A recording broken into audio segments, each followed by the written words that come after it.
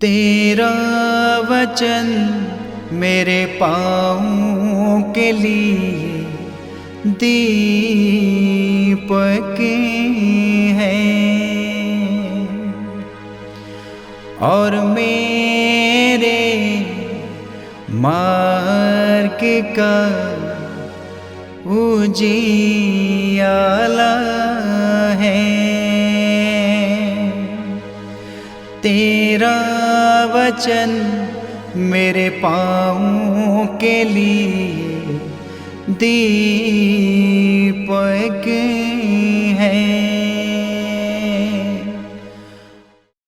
पहला पाठ नबी ईसाइयाह का ग्रंथ अध्याय 50 पद संख्या 4 से 9 तक। प्रभु ने मुझे शिष्य बनाकर वाणी दी है, जिससे मैं थके मंदों को संभाल सकूं। वह प्रतिदिन प्रातः मेरे कान खोल देता है, जिससे मैं शिष्य की तरह सुन सकूं। प्रभु ने मेरे कान खोल दिए हैं। मैंने ना तो उसका विरोध किया और ना पीछे हटा। मैंने मारने वालों के सामने अपनी पीठ कर दी और दाढ़ी नोचने वालों के सामने अपना गाल। मैंने अपमान करने और थूकने वालों से अपना मुख नहीं छिपाया।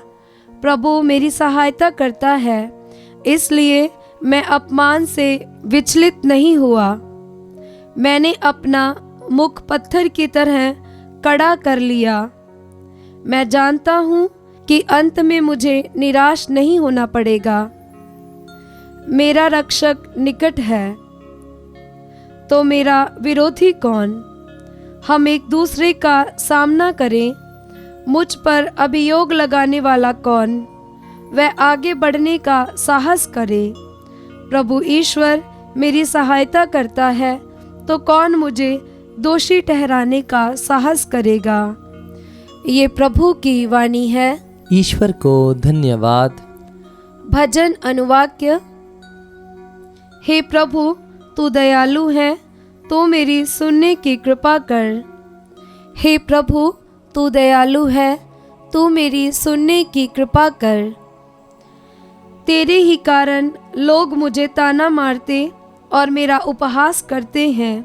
तेरे ही कारण मेरे भाई मुझे पराया समझते हैं और मैं अपनी माता के पुत्रों से परदेसी सा बन गया हूँ, क्योंकि तेरे घर का उत्साह मुझे खा जाता है।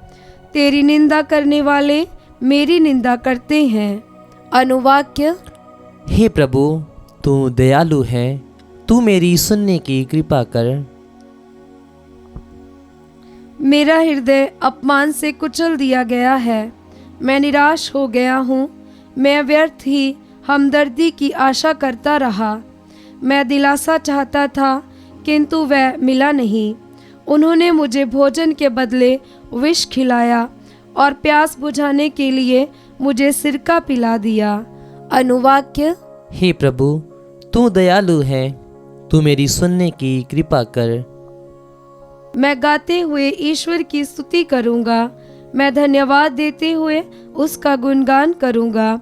दीनहीन ये देखकर आनंदित हो उठेंगे।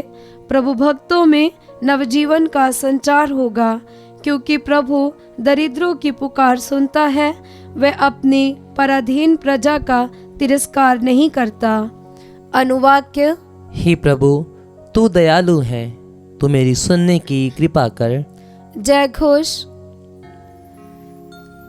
हे हमारे राजा, तुझे प्रणाम। तूने ही हम पापियों से सहानुभूति दिखाई।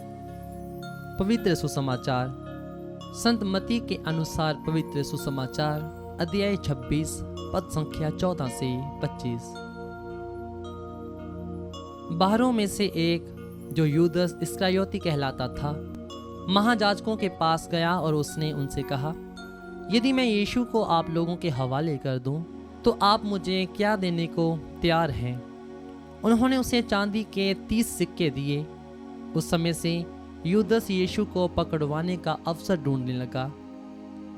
बेखमीर रोटी के पहले दिन शिष्य यीशु के पास आकर बोले, आप क्या चाहते हैं? हम कहाँ आपके लिए पास्का भोज की तैयारी करें। यीशु ने उत्तर दिया, शहर में अमुक के पास जाओ और उससे कहो, गुरु कहते हैं मेरा समय निकट आ गया है, मैं अपने शिष्यों के साथ तुम्हारे यहाँ पास्का का भोजन करूँगा। यीशु ने ऐसा आदेश दिया। शिष्यों ने वैसा ही किया और पास्का भोज की तैयारी कर ली। संध्या हो जाने पर यीशु 12 शिष्यों के साथ भोजन करने बैठे। उनके भोजन करते समय यीशु ने कहा, मैं तुम लोगों से कह देता हूँ, तुम में से ही एक मुझे पकड़वा देगा। वे बहुत उदास हो गए और एक एक करके उनसे पूछने लगे, प्रभु कहीं वह मैं तो नहीं हूँ? यीशु ने उत्तर दिया, जो मेरे साथ थाली में खाता है वह मुझे पकड़वा देगा। मानव पुत्र तो चला जाता है जैसा कि उसके विषय में लिखा है, परंतु धिक्कार उस मनुष्य को जो मानव पुत्र को पकड़वाता है। उस मनुष्य के लिए कहीं अच्छा यही होता कि वह पैदा ही नहीं हुआ होता। यीशु के विश्वासघाती यूदस ने भी उनसे पूछा, गुरुवर कहीं वह मैं तो नहीं हूँ? यीशु ने उसे उत्तर दिया, यह तुमने ठीक कहा। यह प्रभु का पवित्र सुसमाचार है। ख्रिस्त की जय।